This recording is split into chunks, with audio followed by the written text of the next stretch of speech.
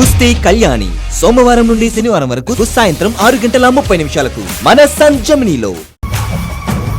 ప్రతిదీ పకడ్బందీగా ప్లాన్ చేస్తే తప్ప నేను ఇంట్లోంచి బయటపడలేను.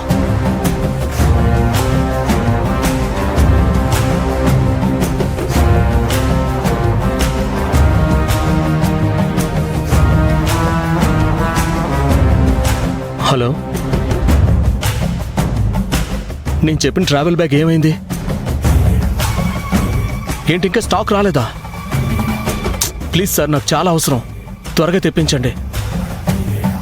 దయచేసి అర్థం చేసుకోండి ప్లీజ్.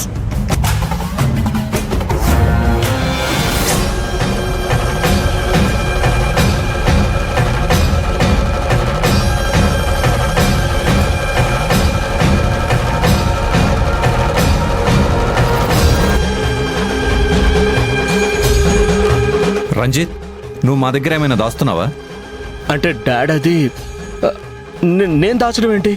రంజిత్, నిజం చెప్పు, మా దగ్గర నువ్వేమీ దాచడం లేదు కదా? What is this mom? నేనేం దాస్తాను? దాచడానికి నా దగ్గర ఏముంటుంది? ఫోన్లో ఎవరితోనో ఏదో త్వరగా తెప్పించండి అంటున్నావు, ఏంటది? అంటే డాడ్, అది ఏంటంటే, నేను అడగగానే నీ దగ్గర సమాధానం లేదంటే ఖచ్చితంగా నువ్వేదో దాస్తున్నావు. అవును రంజిత్, ఏం తెప్పించబోతున్నావో నీకు తెలుసు కదా. అడగగానే అది ఎందుకు చెప్పలేకపోతున్నావు? సడన్ గా మీరు అలా అడిగేసరికి నాకు వెంటనే గుర్తు రాలేదు మామ్. మరైతే అదేంటో చెప్పు, త్వరగా తెప్పించండి అని దేని గురించి నువ్వు అడుగుతున్నావు? ఏం లేదు మామ్, నిమిష కోసం నేను ఒక గిఫ్ట్ ఆర్డర్ చేశాను. నేను ఆర్డర్ చేసిన వాళ్ళ దగ్గర అది లేదు, అందుకే త్వరగా తెప్పించమని అడుగుతున్నాను. నువ్వు మాకు చెప్పిన దానిలో ఎలాంటి అబద్ధం లేదు కదా? What is this dad? CBI officer లాగా ఇలాంటి చిరాకు తెచ్చే ప్రశ్నలు నన్ను అడుగుతారేంటి? మరేం లేదురా, ఇక్కడికి వచ్చిన దగ్గర నుంచి ఏవేవో జరుగుతున్నాయి. వచ్చామనే సాటిస్ఫాక్షన్ లేదు, శుభకార్యం జరిగిందనే సంతృప్తి కలగడం లేదు. ఎప్పుడూ ఏదో ఒక చిక్కుముడి లాంటి పరిస్థితి ఎదురవుతూనే ఉంది. ఏదో ఒక అనర్థం జరుగుతూనే ఉందిరా.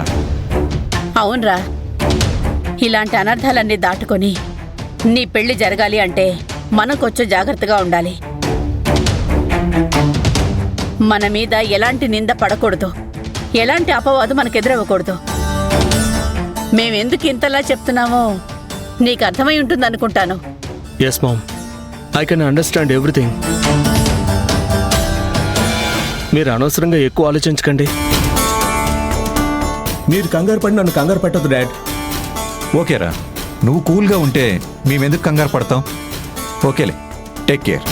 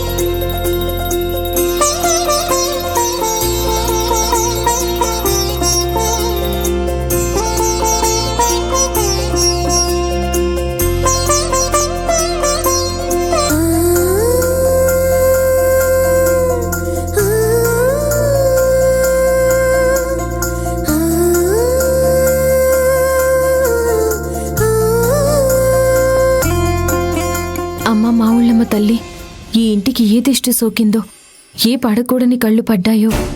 ఈ ఇంట్లో ఒక మనిషి ప్రాణం పోయింది. దాని కారణంగా ఈ ఇంటికి ఎలాంటి అరిష్టం రాకుండా చూడు తల్లి. నిలడమ్మా, ఇదిగో నువ్వు అడిగిన నిప్పుల కుంపటి సాంబ్రాణి. సరే అన్నా, నువ్వు వెళ్ళు, నేను ఇల్లంతా సాంబ్రాణి పొగ వేసొస్తాను. పర్వాలేదమ్మా, నువ్వు వేస్తూ ఉండు, నీ వెనకాలే వస్తూ ఉంటాను.